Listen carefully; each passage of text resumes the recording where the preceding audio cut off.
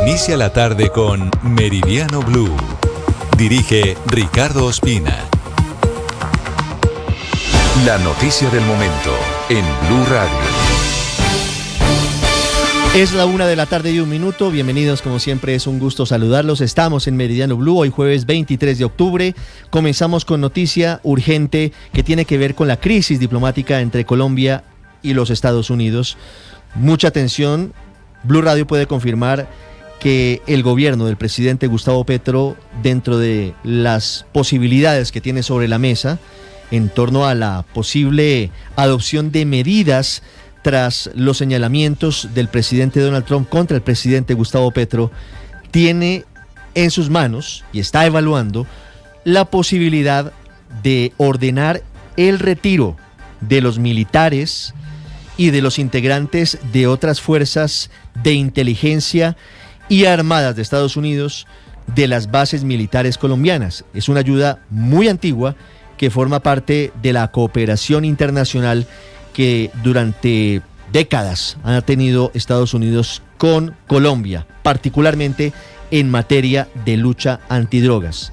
En algunas de las bases militares colombianas hay oficinas de agencias estadounidenses que han colaborado y que han cooperado de manera permanente con el gobierno colombiano, pero sobre todo con las autoridades colombianas, con la policía, con las fuerzas militares y con otras entidades. La noticia a esta hora que puede confirmar Blue Radio, 1:03 p.m, mientras el presidente Gustavo Petro está hablando en este momento en una rueda de prensa solo con medios de comunicación internacionales, es que dentro del paquete de medidas de respuesta de Colombia al escalamiento de la crisis con Estados Unidos está la posibilidad de ordenar la salida, el retiro de militares e integrantes de otras agencias estadounidenses de bases militares colombianas, lo cual, por supuesto, implicaría un eslabón más dentro de lo que ha significado esta tensión creciente desde enero de este año, particularmente entre Bogotá y Washington. Estaremos ampliando en minutos esta noticia desde la Casa de Nariño.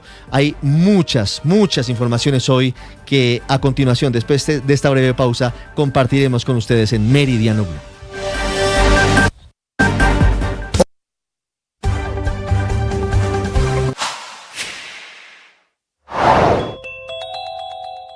Frente a los bombardeos a embarcaciones supuestamente dedicadas al narcotráfico por parte de Estados Unidos en el Mar Caribe y Pacífico, se pronunció Juanita Gubertus, directora de la División de las Américas de Human Rights Watch. En este momento Estados Unidos ha desplegado en total 9 ataques que han cobrado la vida de 39 personas.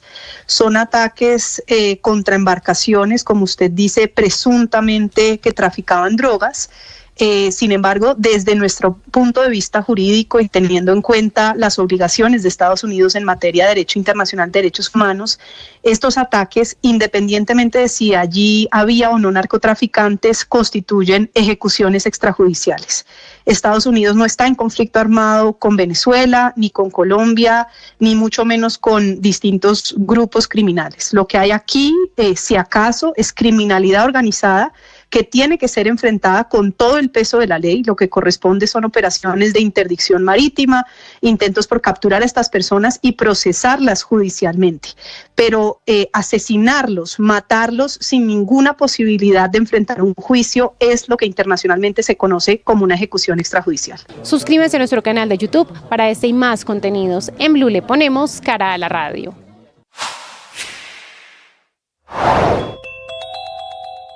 La decisión de la Casa Blanca, que entra en vigencia hoy, es la suspensión de toda la ayuda económica que Estados Unidos nos da desde hace muchas décadas a Colombia, que han sido cientos de millones de dólares en esta... Meridiano Blue. 1:06 ya les contamos qué está pasando en la Casa de Nariño, cuál es el desarrollo de la crisis diplomática a esta hora. Antes hablamos de las serias dificultades que ha tenido el día de hoy la operación aérea en el país por cuenta del amanecer con bancos de niebla en el aeropuerto El Dorado de Bogotá. Pese a que las pistas del Dorado se abrieron de nuevo a las 8 de la mañana, a esta hora siguen las dificultades por cuenta del represamiento de los vuelos cancelados, de los vuelos retrasados ¿Cuál es el más reciente reporte de la situación, Nicolás Rodríguez? Ricardo, el reporte más reciente es el siguiente: 10 vuelos cancelados, 12 vuelos demorados. Una cifra que va aumentando, y esto además están confirmando algunos pasajeros. Les están diciendo que los vuelos que los estaban reprogramando para el mediodía los están pasando para la tarde, y los que estaban en la mañana posiblemente los estén pasando también para este mediodía, pero es algo que las aerolíneas están en este momento evaluando. Sin embargo, Ricardo, nosotros conocimos el testimonio de una pasajera que, escuche bien, tenía un vuelo, la embarcaron a las 6 de la mañana porque aparentemente iba a arrancar a las 7 de la mañana,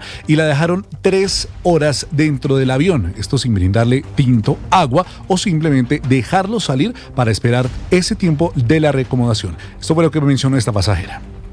Es un vuelo que se dirige hacia Leticia, salía a las 6:10 de la mañana. A las 7 de la mañana nos hicieron abordamos todos y estamos desde esa hora esperando acá, no nos dejan bajar, no nos dan café, Ricardo, agua, y nada. otro llamado de atención, y que también fue víctima de estos retrasos, fue el ministro de Comercio encargado, Juan Sebastián Sánchez, quien aseguró que a las 3 de la mañana llegaron al aeropuerto, pero que sobre las 10 llegaron a Pereira para desarrollar el Congreso Cotelco, y desde allá pidió una mesa técnica para averiguar qué fue lo que pasó con estos vuelos.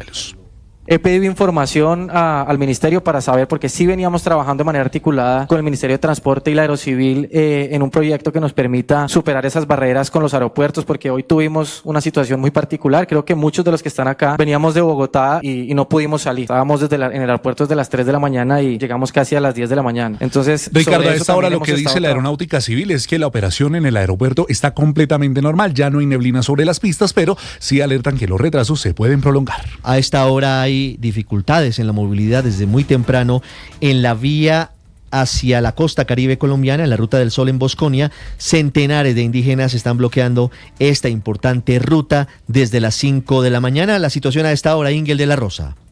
Ricardo, más de 8 horas de bloqueo se completan este jueves en la Ruta del Sol, en efecto entre Barranquilla y Valledupar, a la altura del municipio de Bosconia, por esta manifestación de cientos de indígenas del resguardo Arhuaco de la Sierra Nevada de Santa Marta, quienes decidieron tomarse las vías de hecho ante lo que consideran que fue un incumplimiento por parte del gobierno a la autonomía que ellos tienen para elegir a su autoridad tradicional. Pues el pasado 10 de octubre el Ministerio del Interior designó a Sarhuahuico Torres como gobernador del Cabildo Arhuaco. Esto pese a un conflicto que inició en 2020, luego de que se realizó una asamblea de la que salió ganador Torres. Sin embargo, esta elección es reclamada como ilegítima porque en el encuentro solo participaron 19 de las 60 comunidades de este resguardo, pues había restricciones por COVID-19. El tema es que ellos ahora exigen la presencia del ministro del Interior para levantar la protesta, y mientras tanto se presentan afectaciones en el tránsito de mercancía y viajeros.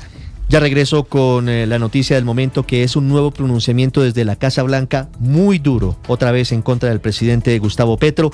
Antes, Vanessa, desde la costa caribe, las consecuencias de la tormenta tropical Melissa: siguen las ráfagas de viento y siguen las lluvias.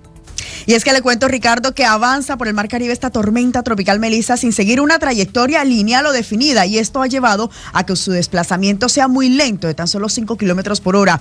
Esto ha llevado a que, a pesar de que se formó el pasado martes, todavía siga teniendo una influencia indirecta sobre las costas de La Guajira, Magdalena y Atlántico, donde, por ejemplo, hay riesgo de que en las próximas horas haya fuertes vientos hasta por 50 kilómetros por hora y lluvias intensas. Estamos hablando de que esto podría estarse por lo menos prolongando hasta las próximas 48 horas, por lo que siguen arriba las restricciones para las actividades marítimas y también para la pesca con embarcaciones pequeñas.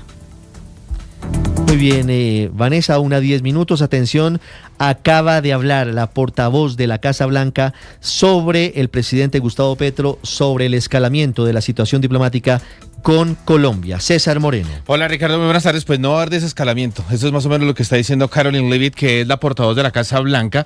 Lo acaba de decir en su rueda de prensa, que duró más o menos unas 30, 40 minutos, a la pregunta de Juan Camilo Merlano, nuestro compañero allí de Blue, que qué era lo que estaba pasando y cómo iba a desescalar esta tensión diplomática entre el presidente Donald Trump y el presidente Gustavo Petro. Pues Caroline Leavitt prácticamente le dijo que no iba a haber un desescalamiento y sostuvo, y mejor dicho, esto ya está manteniendo este discurso de Estados Unidos, porque desde ayer el presidente Donald Trump no baja de lunático al presidente Gustavo Petro.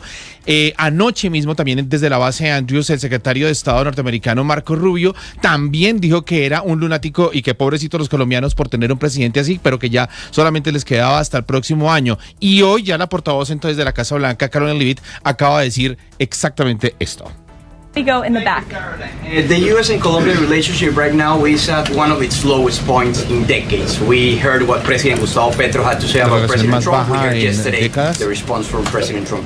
Is there any kind of compromises or gestures ¿Hay algún tipo de from the compromiso Colombian que se quiera president that President Trump would like to see entre in los order dos presidentes to de-escalate the tensions? para desescalar Is it exactamente possible a de-escalation? estas I don't think agresiones we're verbales? seeing de-escalation from the unhinged leader of Colombia right now, and I don't think the president, frankly, is interested in that at this point. He spoke on this yesterday, and I don't have anything to add to his comments. Go ahead. Petro es un desquiciado y que no está desescalando, y Trump tampoco quiere desescalar este lío diplomático entre los dos gobiernos. 1:12. Mensaje que no es positivo para la relación diplomática entre los dos. Y a las 2 de la tarde, ¿no, Ricardo? Vamos a estar muy pendientes también desde un pronunciamiento también desde la Casa Blanca del presidente Trump, que va a hablar sobre migración ilegal y tráfico de drogas. 1:12, muy seguramente hablando sobre Venezuela, muy seguramente hablando sobre Colombia, el presidente Trump, que a propósito oficializó en las últimas horas la suspensión de recursos a Colombia. ¿Cuáles son las implicaciones que esto traería en la lucha contra el narcotráfico? Desde Washington, Juan Camilo Merlano. La propuesta de presupuesto para Colombia para el año 2026 es de unos 208 millones de dólares. Es una cifra que aún no ha sido aprobada por el Congreso de los Estados Unidos, dado a que se encuentran en medio de divisiones republicanos y demócratas. De hecho, en este momento el gobierno federal se encuentra cerrado precisamente por la falta de ese acuerdo. De esos recursos, unos 103 millones de dólares son destinados para el rubro de narcóticos internacionales y aplicación de la ley, que eso es fundamentalmente lucha antinarcótica. Allá hay dinero para la policía antinarcóticos, pero también para las fuerzas militares.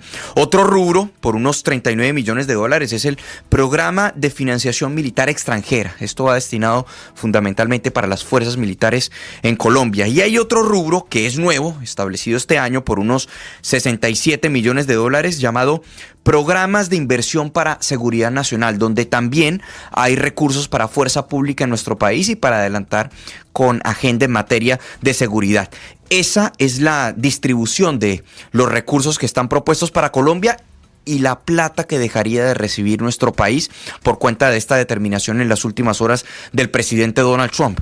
Según lo que nos dicen con respecto al presupuesto del año pasado, del año fiscal 2025, puede que aún haya algunos programas que no se haya desembolsado la totalidad de el dinero, que en total, de acuerdo a lo que fue aprobado por el Congreso, tras el desmantelamiento de la agencia USAID, serían unos 210 millones de dólares los que finalmente recibió Colombia. Esto al tiempo en el que el secretario de Estado Marco Rubio arremetió contra el presidente Gustavo Petro antes de partir a Israel. Colombian authorities. I think the Colombian authorities, when it comes to like their military and their police, are still very pro-American. The only problem in Colombia is a lunatic president. The guy's a lunatic. Allí decía el secretario de Estado Marco Rubio que el problema no son las autoridades en Colombia, que son proestadounidenses, sino que teníamos en Colombia un presidente lunático.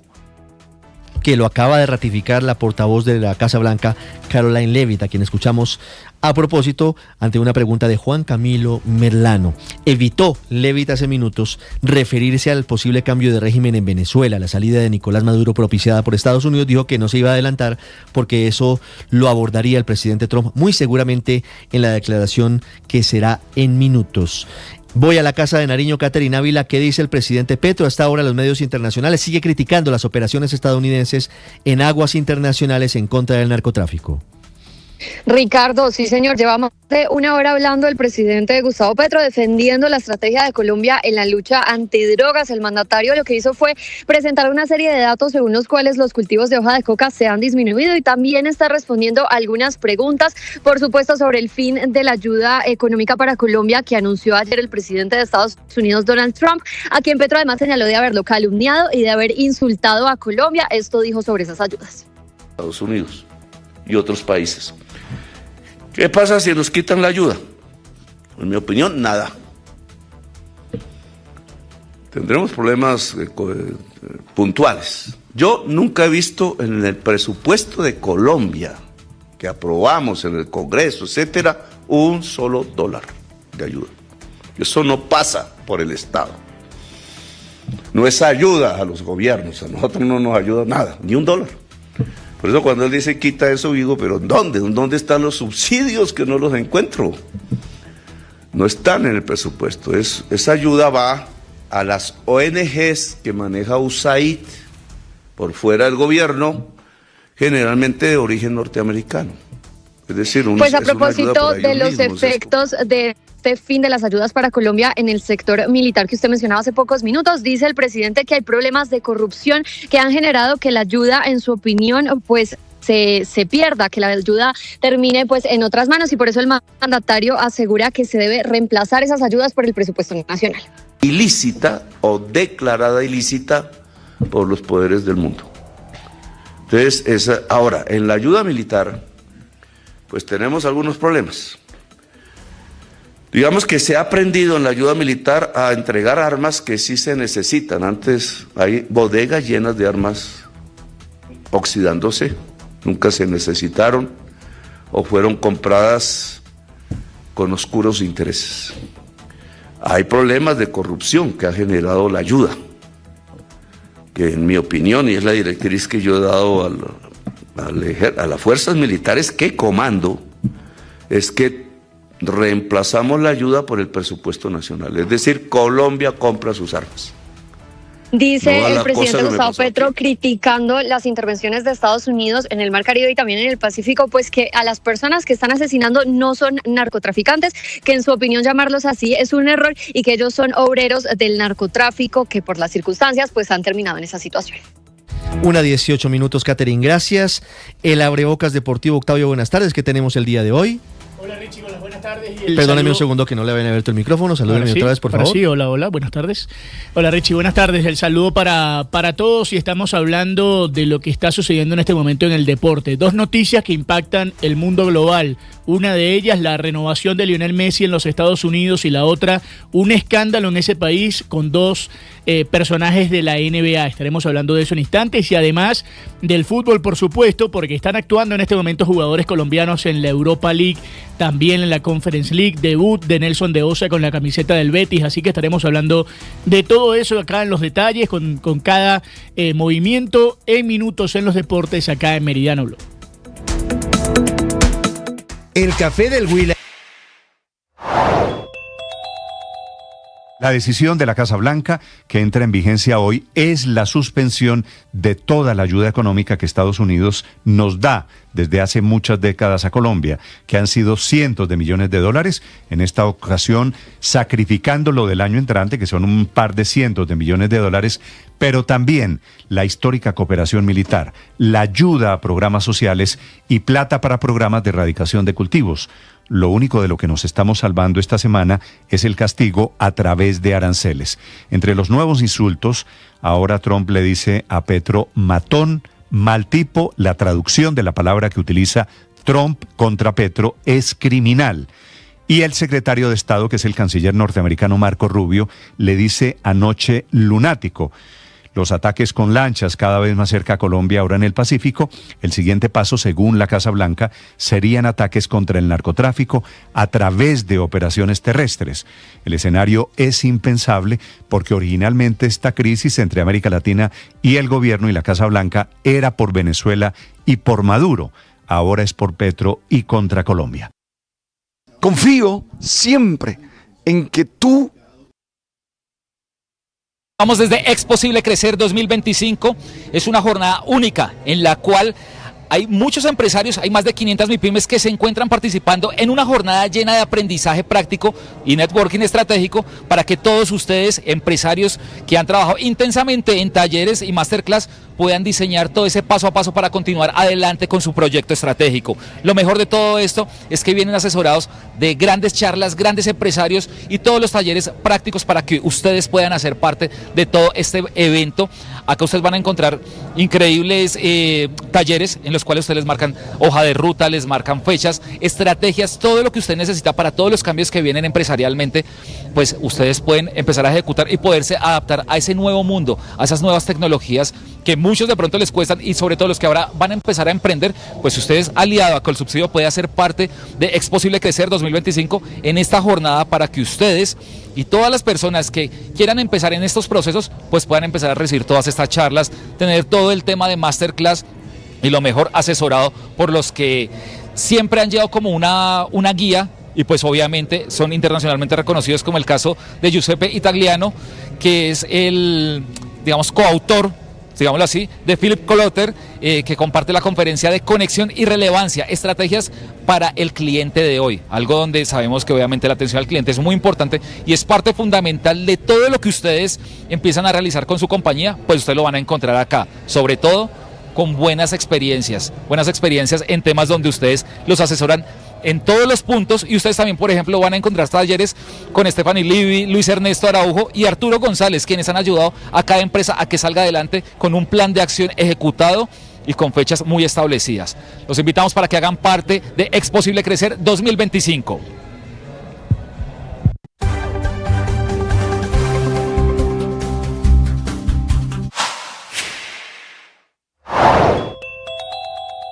El nuevo impuesto de ANIF sobre la retención en la fuente en billeteras digitales, ¿lo pagan los comercios o las personas naturales? Esto fue lo que respondió José. Se ha convertido en toda una polémica nacional el borrador de decreto que publicó para comentarios hasta el próximo sábado el Ministerio de Hacienda, con el que pretende cobrar retención en la fuente de 1,5% a las transacciones que se hagan, no entre personas naturales, pero sí entre una persona natural y un agente retenedor, alguien que pague impuestos, por ejemplo, un negocio que esté legalmente constituido en torno al uso de las famosas llaves de breve y de otras billeteras digitales. Esto, para algunos expertos, implicaría sin duda el aumento en el costo de bienes y servicios. El gobierno lo defiende, dice que esto no aplica, como les digo, para transacciones entre particulares. Víctor Grosso en Data IFX. La intención del gobierno a través de un borrador de decreto de poner una retención en la fuente a las transacciones electrónicas se mantiene como una de las conversaciones más relevantes del día. El gobierno quiere que los comercios tengan una retención de 1,5% por los pagos que como consumidores hacemos a través de códigos QR, transferencias digitales por billeteras como Nequi o DaviPlata, inclusive a través de las transferencias que desde hace 20 días estamos haciendo por el nuevo sistema breve del Banco de la República. Esa retención ya existe sobre los pagos que hacemos a los comercios con nuestras tarjetas de crédito y tarjetas débito, y lo que busca el gobierno es ampliar esa misma retención también para los pagos electrónicos. Este no es un impuesto que se le descuente a usted como comprador, es un tributo que se le descuenta al comercio, que le sirve como un pago anticipado de su impuesto sobre la renta. Entre personas naturales nada cambiaría. Si usted, por ejemplo, le manda la plata de las onces a su hijo por breve, esa transacción no tiene la retención indicada en el decreto. O si usted paga por Nequi los aguacates al señor de la esquina, tampoco tendrá esa retención,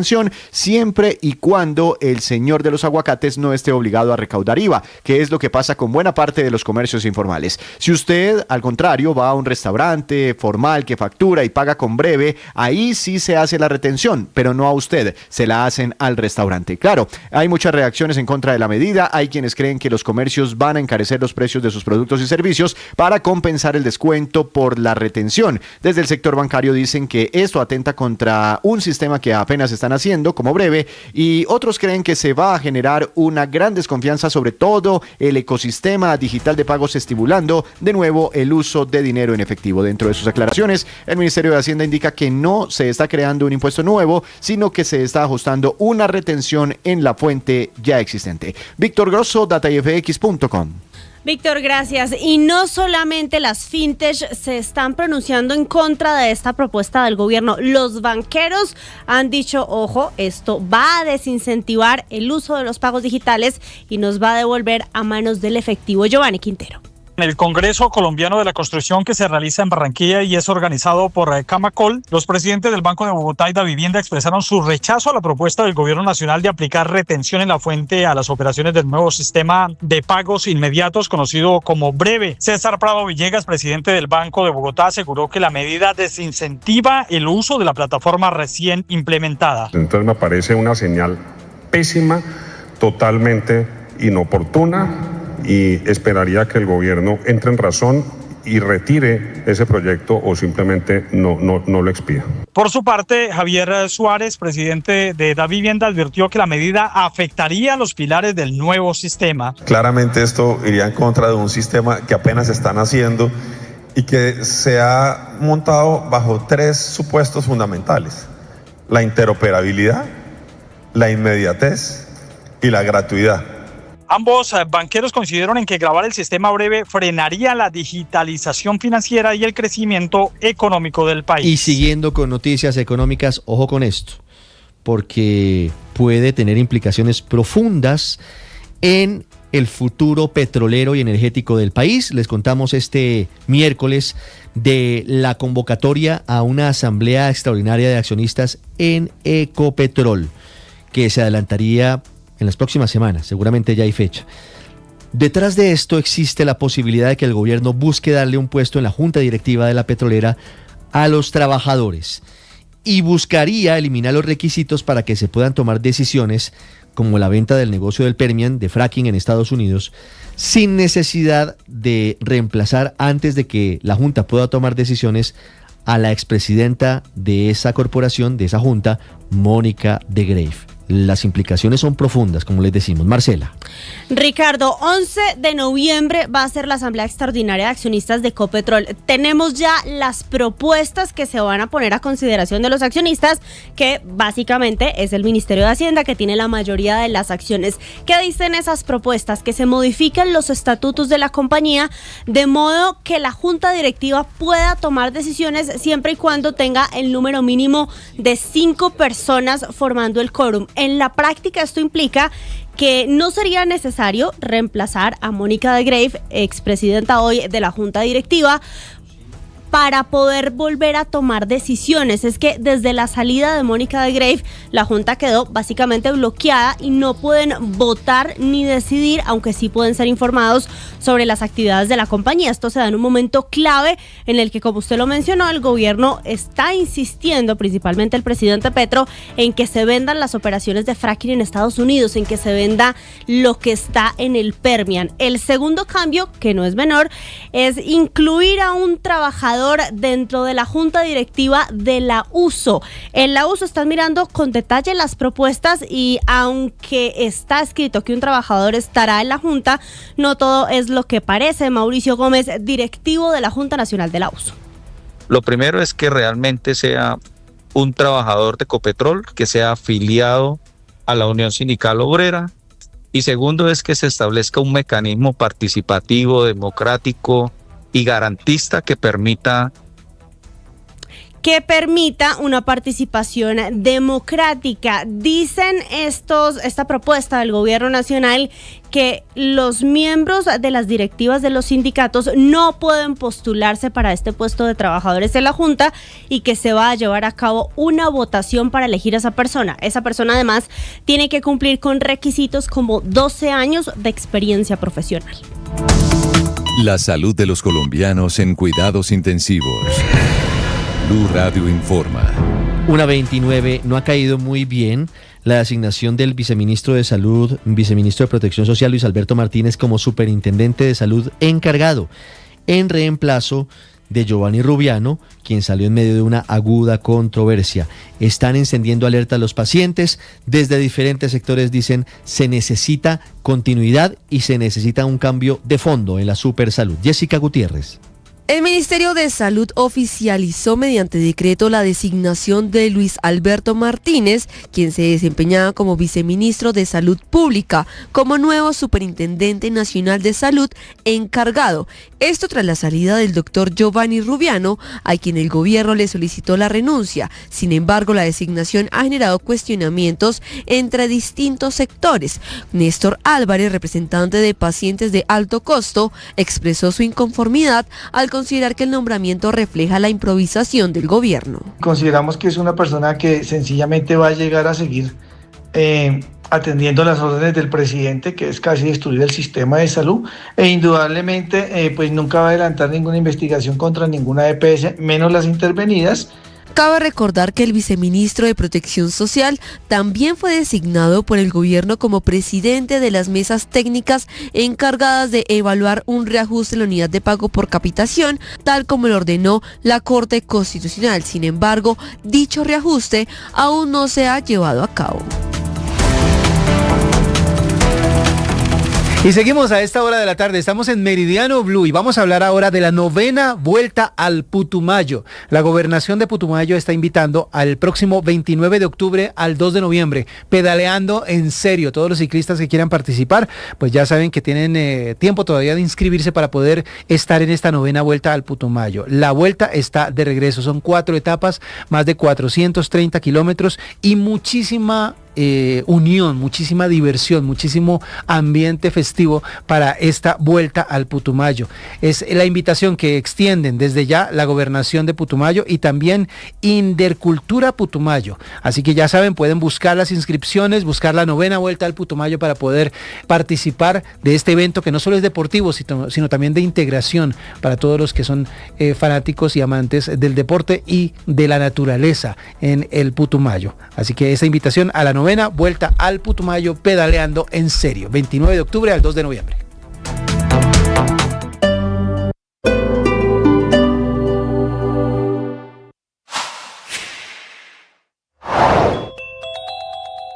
En Mañanas Blue, Juanita Gubertus, directora de la División de las Américas de Human Rights Watch, aseguró que el argumento de Estados Unidos de perseguir al Cártel de los Soles no justifica los bombardeos en el Mar Caribe y Pacífico. Lo que han hecho, además, entre otros, porque esto no se ha hecho de una manera seria de realmente tener un debate público y una argumentación, una discusión en el Congreso, sino a través de una serie de trinos uniendo toda suerte de información, es generar una vinculación entre Cartel de los Soles, Tren de Aragua, lanchas saliendo por el Pacífico y por el Caribe, frente a la cual lo que hay son distintos fenómenos criminales de distinta índole, ninguno de los cuales, en mi opinión jurídica, reviste las características de un conflicto armado de carácter no internacional o internacional. Lo que hay es gravísima criminalidad organizada, un nivel de corrupción dentro del gobierno Maduro que ha tenido toda la financiación ilegal para la comisión de lo que la Fact-Finding Mission de Naciones Unidas ha llegado a la conclusión, que es la Comisión de Crímenes de Lesa Humanidad en cabeza de Nicolás Maduro y el alto gobierno. Esa es una discusión serísima sobre gravísimas violaciones a derechos humanos que nada tiene que ver con un conflicto armado. Una discusión distinta es la criminalidad del Tren de Aragua, nacida en la cárcel de Aragua, con fenómenos de criminalidad local en varias ciudades de América Latina. Distintísimo de un conflicto armado, pura criminalidad ordinaria, además en muchos de los casos tercerizada con pequeños grupos que no todos están articulados y mucho menos ligados directamente al gobierno de Maduro. Suscríbanse a nuestro canal de YouTube para acceder a este y más contenidos. En Blue le ponemos cara a la radio.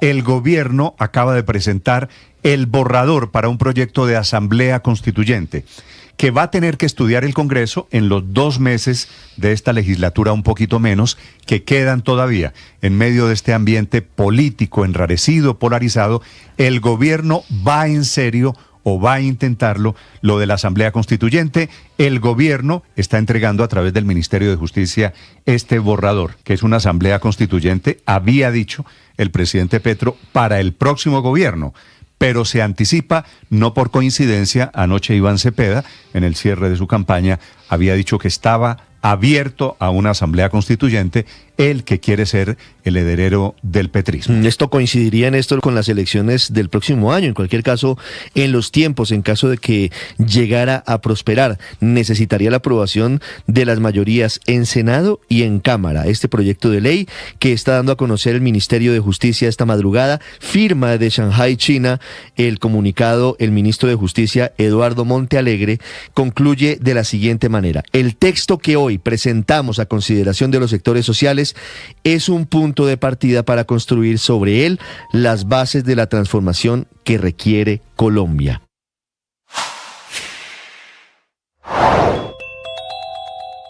Los jueces y magistrados del país cerraron fila para exigirle al presidente Gustavo Petro respeto por la justicia y por sus decisiones. El motivo de este nuevo llamado de atención son los cuestionamientos y el desconocimiento del presidente Petro a la absolución del expresidente Álvaro Uribe Vélez, decretada por el Tribunal Superior de Bogotá. El presidente Petro está convocando a manifestaciones, ha acusado al tribunal de tapar la historia de injusticias e incluso, sin ninguna prueba, ha sugerido corrupción judicial solo porque la decisión de segunda instancia no le gustó. Es por eso que los togados se quejan y dejan sobre la mesa una nueva invitación a respetar la independencia del Poder Judicial, con un asterisco grande sobre el riesgo de que estas descalificaciones tienen sobre la seguridad personal de los magistrados y, por supuesto, en la confianza ciudadana en la justicia. Hablando de decisiones judiciales, otra que tendrá que cumplir el presidente Petro es una rectificación.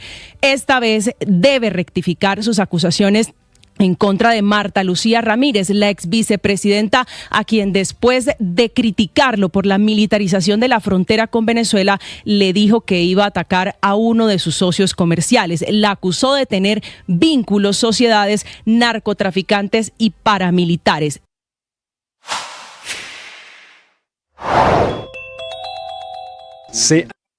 Todos los deportes, fútbol, ciclismo, béisbol, baloncesto, automóvil, todos en Meridiano Blue.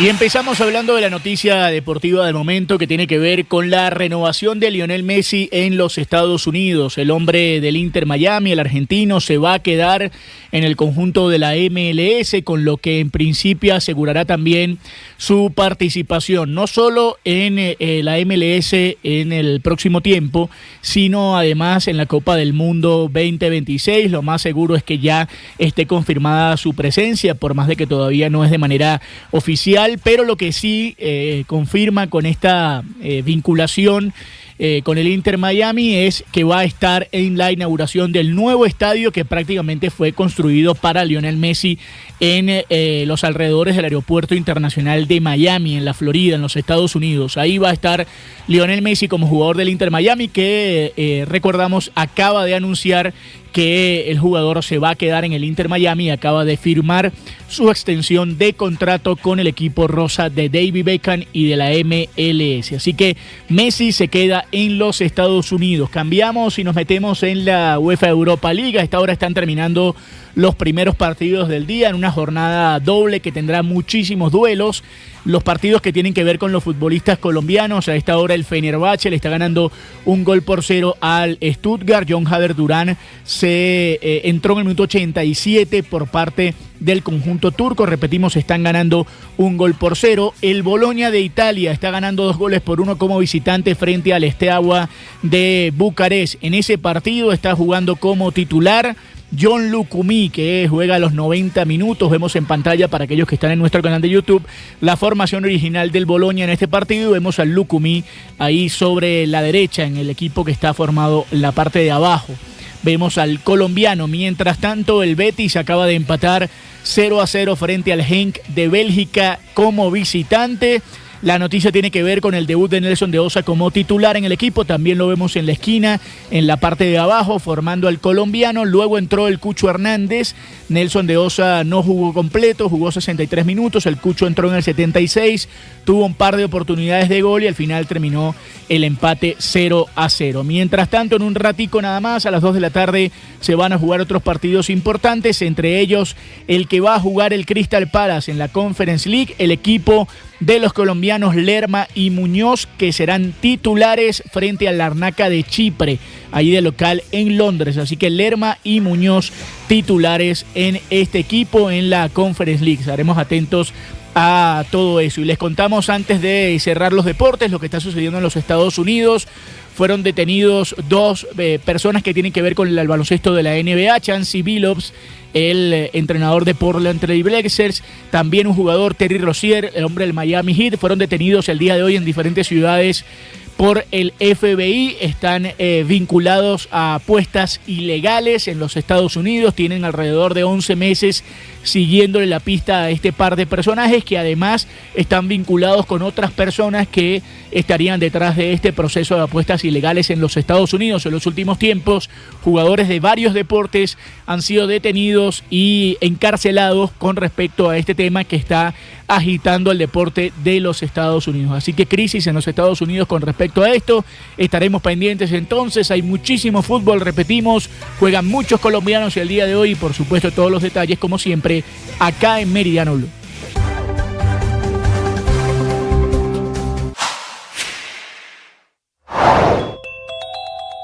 Se han revelado nuevos datos sobre las joyas robadas en el Museo del Louvre en Francia.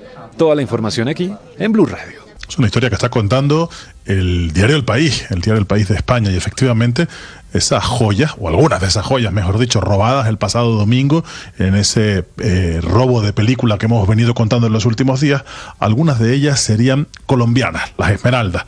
De entre las 8 piezas sustraídas en la Galería Apolo, 2 joyas imperiales contienen gemas preciosas extraídas de las minas de Muso, en el departamento de Boyacá.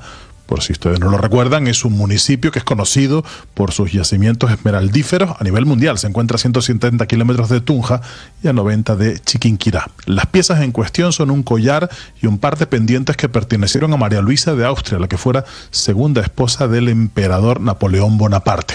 Cuenta el periódico El País que las gemas son de un limpio verde intenso, conocido como verde muso, un tono que ha fascinado a la alta joyería europea. De hecho, la Federación Colombiana de Esmeraldas, Fedesmeraldas, ha confirmado que las piedras hurtadas son colombianas y califica el hecho en declaraciones a este periódico como un atentado contra el arte y la historia de la humanidad. Suscríbase a nuestro canal de YouTube para disfrutar de este y más contenidos. En Blue le ponemos cara a la radio. La Corte Suprema dio luz verde a la extradición de alias Gocho, integrante del Tren de Aragua.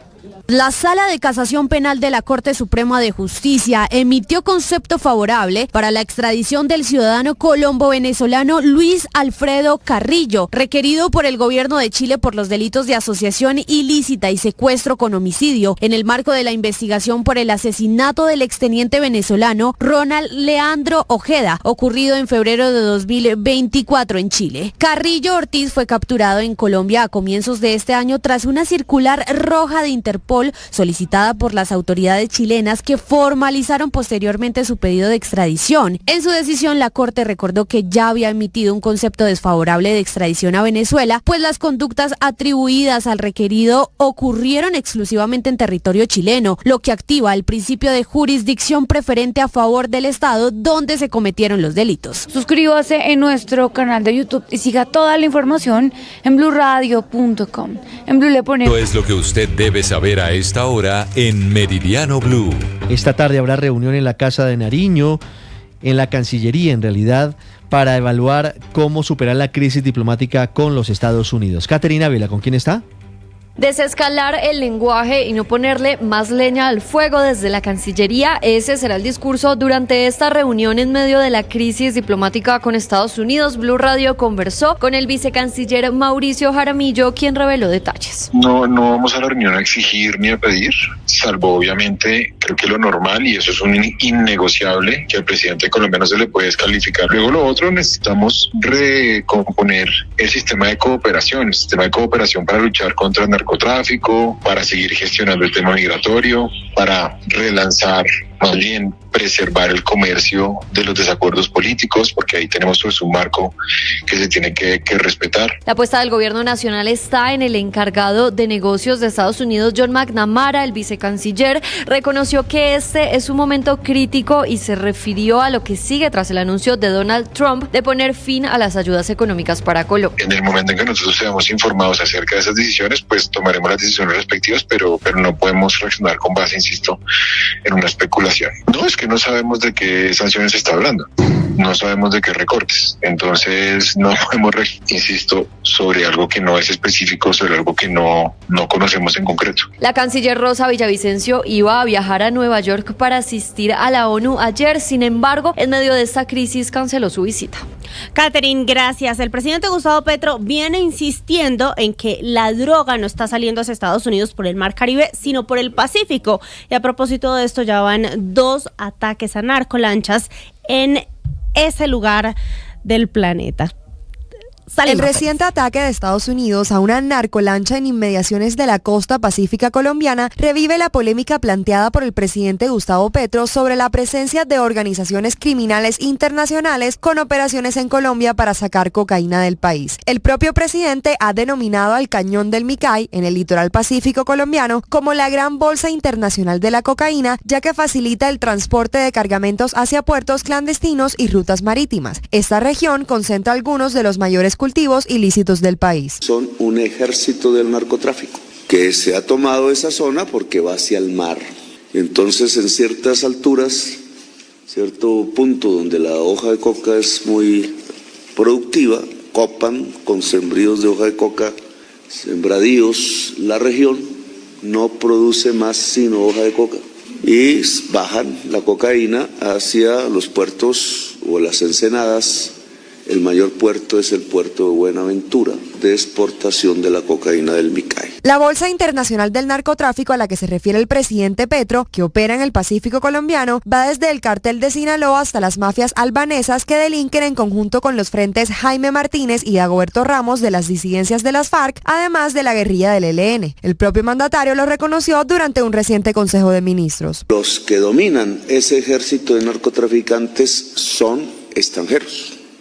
Básicamente carteles mexicanos y otros.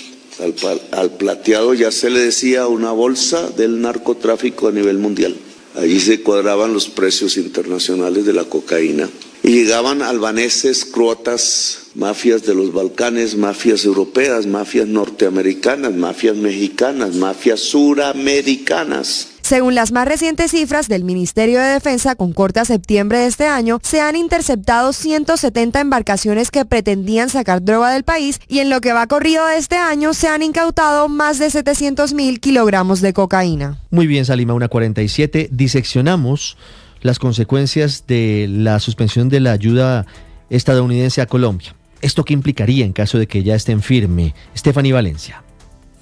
¿Qué tal? Muy buenas tardes. Mire, el escenario es de gran incertidumbre para el país y para el sector defensa. La suspensión de esos recursos podría representar la mayor pérdida de la asistencia económica proveniente del principal aliado estratégico que hoy tiene Colombia, como lo es Estados Unidos. Pero hay un historial de desembolsos que ha hecho ese país que registra que en el 2023 le desembolsaron a Colombia 708 millones de dólares, alrededor de 2,7 billones de pesos para financiar más de 500 programas y actividades en Colombia. Para el 2024 desembolsaron 720 millones de dólares y en el año fiscal 2025 esa cifra se redujo a más de la mitad. Según la entidad, este año pasaron a desembolsarle a Colombia 232 millones de dólares, que representa un 67% menos en comparación al año pasado. Y en este momento, lo que se tenía presupuestado para el 2026 y que posiblemente sea suspendido tras el anuncio del presidente Trump son 208.775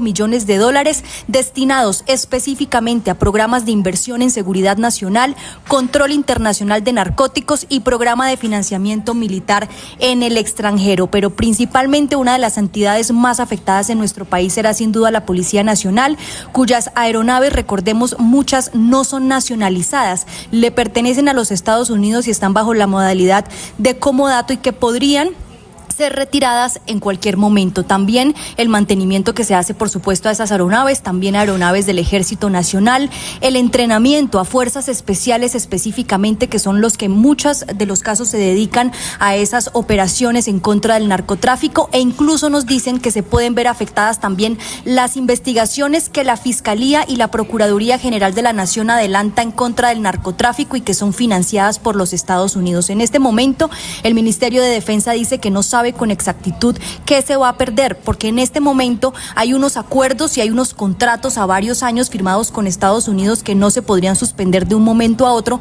pero también, por supuesto, hay unos recursos que afectarían en lo que ya hemos mencionado. En este momento se analizan varias alternativas. Una de ellas es buscar otros aliados estratégicos en la región que puedan sustituir ese hueco en los recursos, o de otra manera continuar con la lucha antidrogas, pero con menos plata y menos capacidad. Stephanie Valencia, Blue Radio. Stephanie, gracias. Les hablábamos de los bombardeos a las lanchas, a las narcolanchas en el Océano Pacífico. A propósito de esto, la Asociación de Pescadores de Buenaventura teme que las suyas puedan resultar en estos ataques afectadas. Dicen que en ocasiones los narcotraficantes los obligan a transportar cocaína. Hugo Mario Palomar. Marcela, luego de que el gobierno de Estados Unidos confirmara el bombardeo y la destrucción de 2 lanchas en aguas del Pacífico, los pescadores de Buenaventura encendieron las alarmas por lo que pueda pasar en la zona donde adelantan sus faenas de pesca. Manuel Bedoya, presidente de la Asociación de Pescadores de Buenaventura, explicó que las pequeñas embarcaciones dedicadas a la pesca artesanal no ingresan a aguas internacionales. Sin embargo, dijo que en el pasado algunos pescadores han sido obligados por grupos armados a transportar cocaína por esta zona del Pacífico. Nosotros aquí, pues la gente saca su coca, porque eso es cierto, ahí en Buenaventura por ahí sacan la coca, pero las cuestiones de los pescadores, es muy poquito el pescador que interviene en eso, porque esos pescadores no se le mide esa cuestión, porque son un alto riesgo. La otra es que los obligaban o los obligan. Bueno, necesito que me lleve esto, lo llevo, ¿me entendés? El líder de los pescadores aseguró que el gobierno de Donald Trump tiene la inteligencia y la tecnología para adelantar operaciones de interdicción marítima para prevenir y controlar el tráfico de drogas en el Pacífico, como se hacía en el pasado.